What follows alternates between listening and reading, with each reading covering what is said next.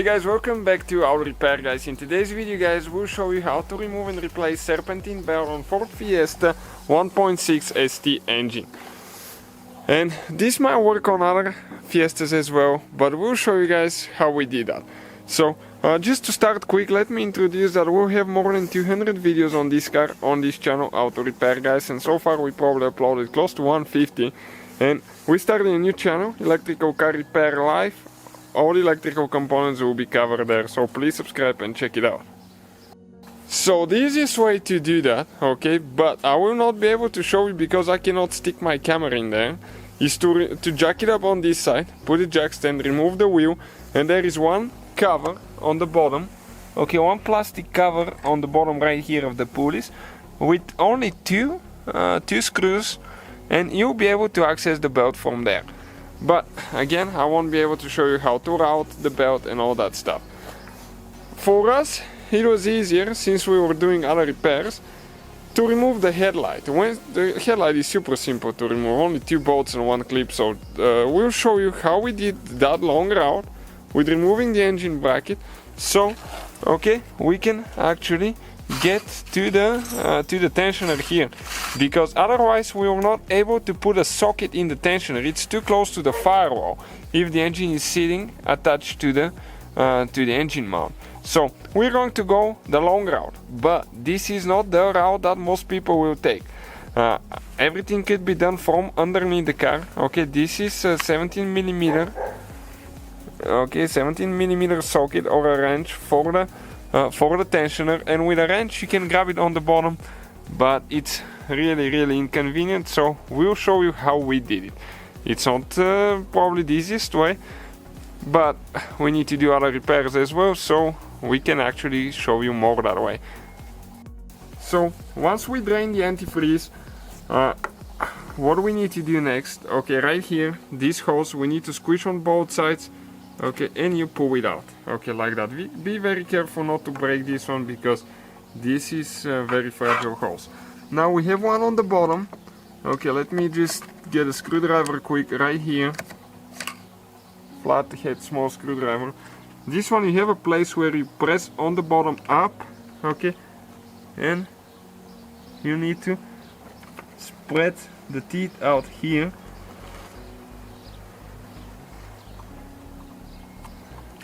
Okay, to get it out, almost out. I just don't want to break it, so I'm taking my time. Okay, this one came out.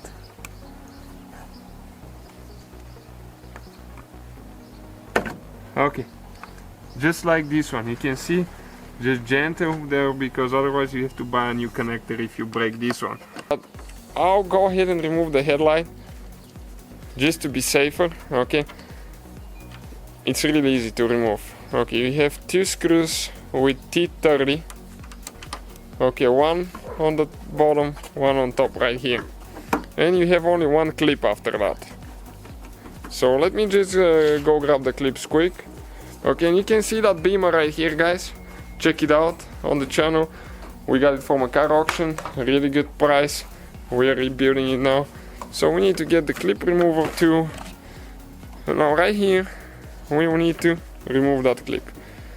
You need to unscrew the middle part out. Okay, once you do that,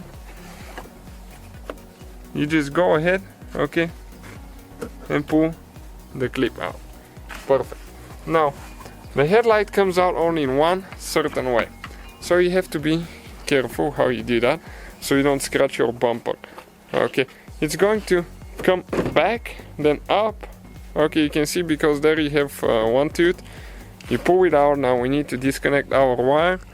Okay, this thing right here, let me turn the light on. You need to press in,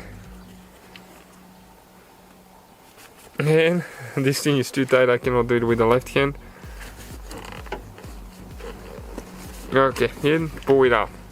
So now you can see how much more room we have, and just a little bit extra work, but to be on the safer side.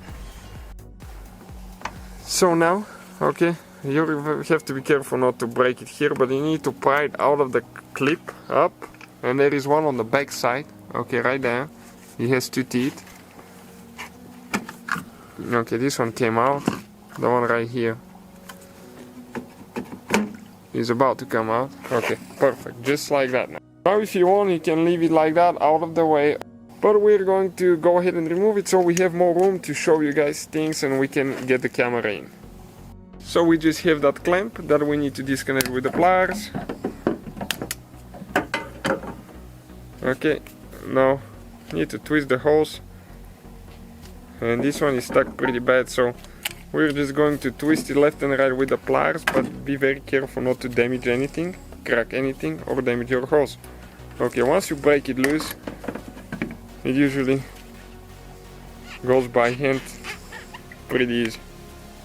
So now we're going to get the jack with a wood block on the bottom so we can support the engine, because when we remove the engine mount, otherwise the engine will drop and you're going to cause quite a bit of damage. So we need to support it on the oil pan. Okay, just like that. Never ever put too much pressure and always use a wood block, otherwise you will crack that aluminum oil pan, and that's quite a bit of money, and if you don't notice it, leak the oil out, you need a new engine.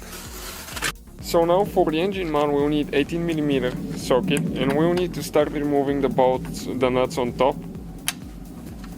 And it's very important that you support the engine on the bottom, otherwise you can cause quite a bit of damage.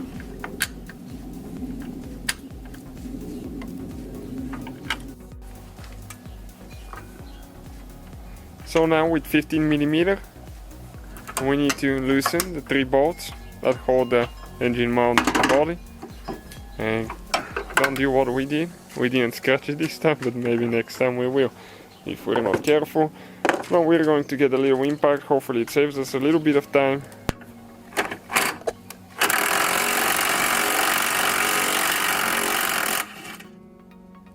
Okay, one is out. Okay, let me show you what this bolt looks like. Right there. It has thread locker on it.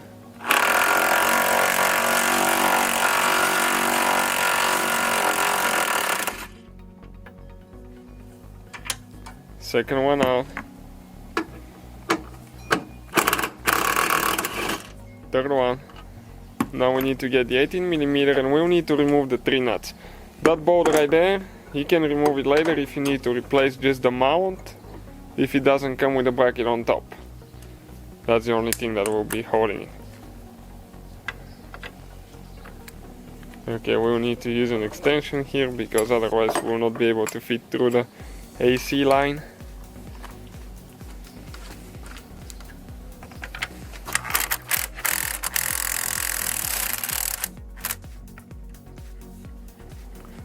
Okay, this is one of them.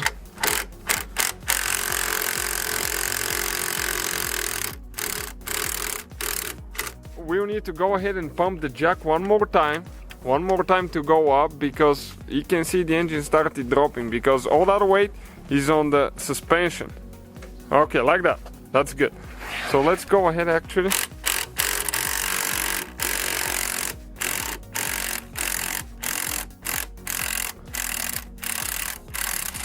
Okay, you can see we even could have done a little bit more pumping. So we'll bring it up a little bit more. Okay, that's good. Now we can go ahead and pull the whole mount out of the way. Okay, so now with 17mm, okay, we're going to get a box wrench because it's lower profile and it fits there. Okay, we need to go counterclockwise quite a bit now.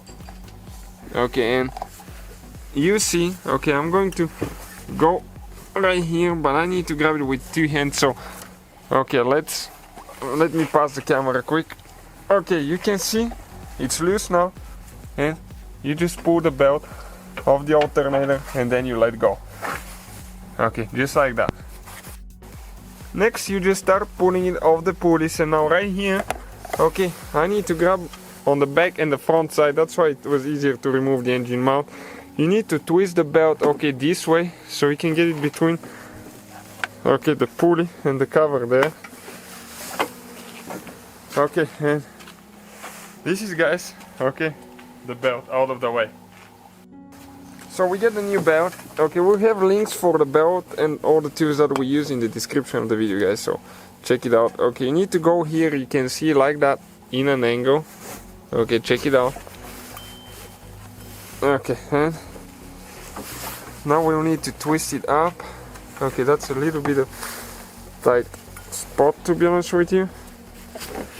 Don't damage your belt, that's very important. So after you get it there, okay, you need to get it on the water pump. From the water pump, okay, let me just get a little bit of slack here. We need to go all the way down to the crankshaft. You can see even with the mount removed how tight everything is here, so that's why I prefer it this way. Okay, next it goes on the air conditioner pulley. Okay, right there, it's in. After that, okay, needs to go on the alternator and on the outside of this pulley. So now I need to go ahead and get the 17mm box wrench, works really good here. Okay, we'll need to go counterclockwise, get it on the pulley, never ever pry the belts on. Now I'll release, and what we'll do, you have to make sure that it's in all the canals and it's matching everywhere, because if it's one canal off, you destroy the belt. So you can see from here, okay, from the tensioner pulley goes to the water pump, from water pump to the crankshaft, from the crankshaft goes on the AC, and from the AC goes on that pulley, and then on the alternator back to the tensioner pulley. So thank you guys for watching. Please subscribe, and many more videos to come on the channel. Please subscribe.